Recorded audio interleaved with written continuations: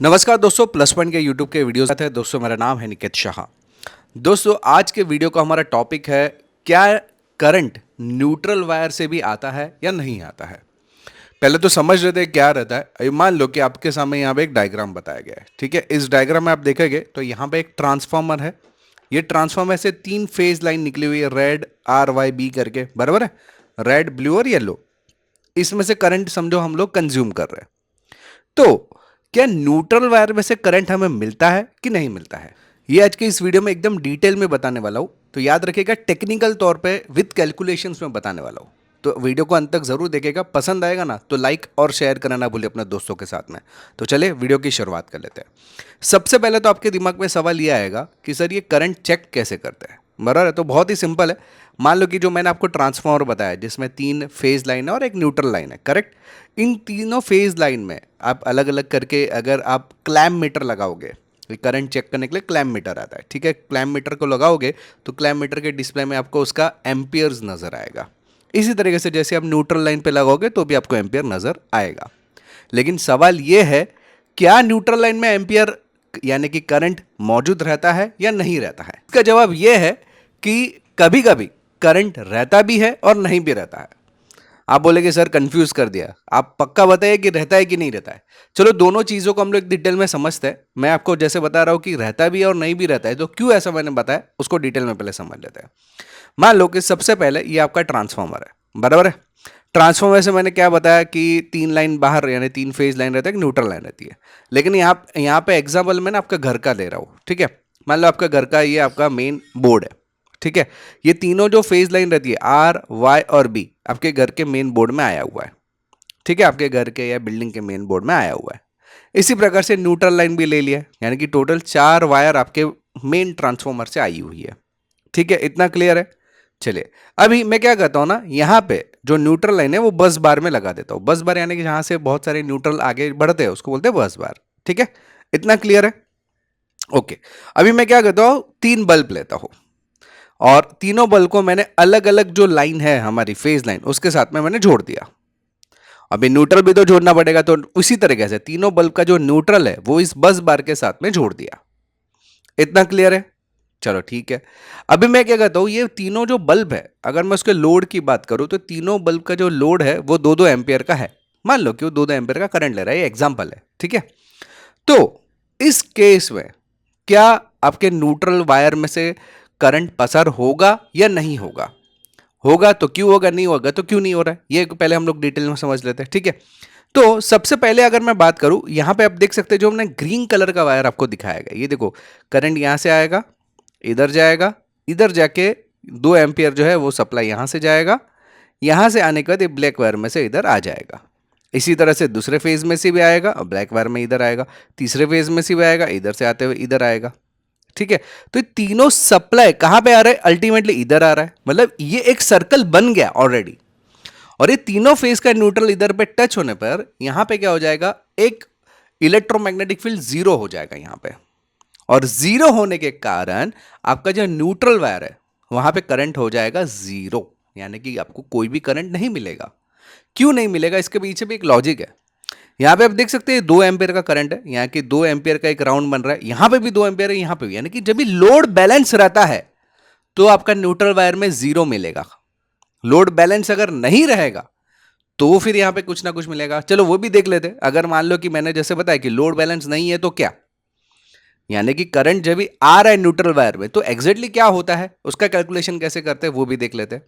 उससे पहले जानकारी के लिए बता दूं, हम लोग ने ऑनलाइन में भी बहुत सारे कोर्सेज चालू कर दिए, जिसमें वायरमैन है, इलेक्ट्रॉनिक्स है, इलेक्ट्रिकल्स है, mobile repairing, laptop repairing, programming के भी बहुत सारे कोर्सेज है। पाइथन हो गया, C++, जावा, एसक्यूएल, वीबी, फिर 2D एनिमेशन, 3D एनिमेशन के भी कोर्सेज है, वीडियो एडिटिंग, साउंड एडिटिंग के भी कोर्सेज है, ऑटोकैड के कोर्सेज है, कंप्यूटर के बेसिक के कोर्सेज है, बहुत सारे कोर्सेज है।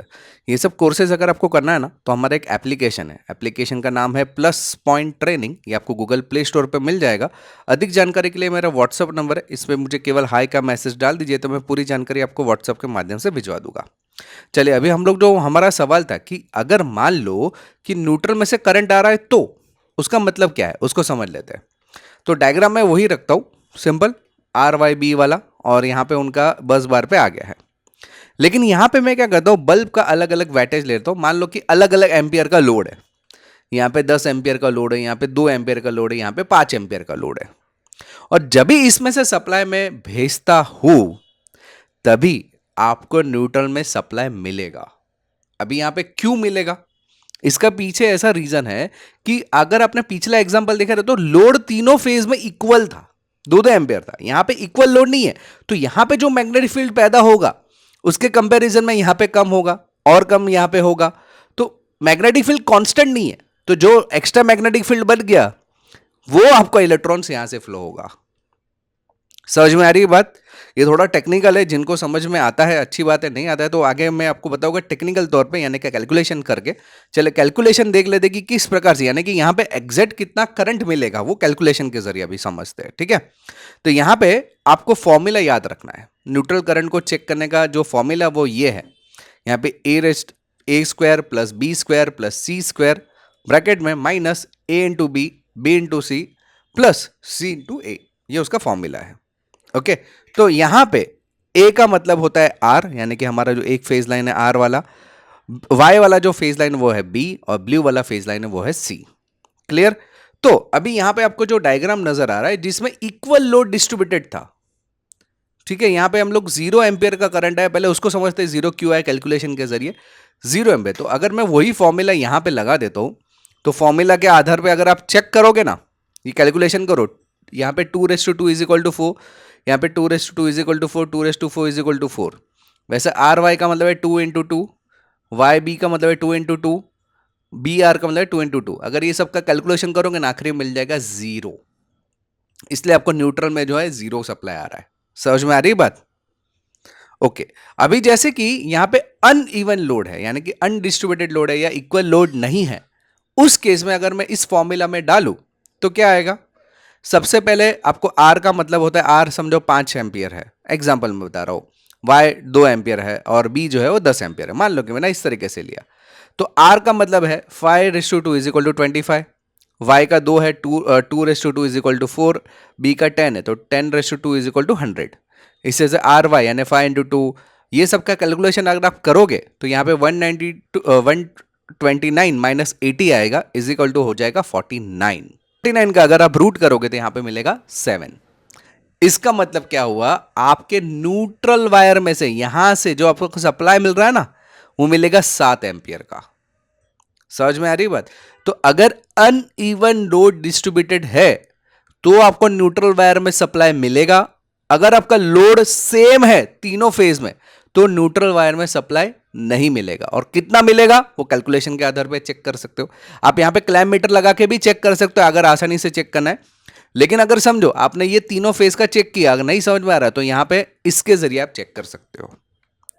तो यहां पे मैंने एकदम डिटेल में आपको बताने की कोशिश करी हुई है कि भाई न्यूट्रल वायर में से सप्लाई कभी आ सकता है और कभी नहीं आता। इसलिए मैंने आपको पहले बताया कभी आता भी और नहीं भी आता है, दोनों चीजें उसमें पॉसिबल है।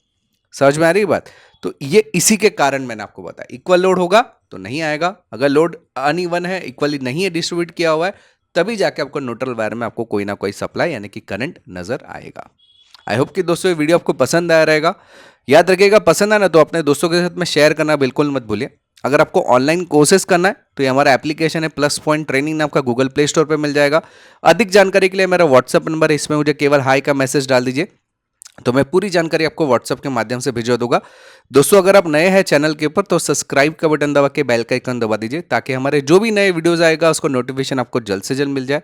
याद रखिएगा वीडियो अगर पसंद आ रहा है तो लाइक और शेयर करना ना भूलिए अपने दोस्तों के साथ में। चलिए इस वीडियो में इतना ही। Thanks for listening.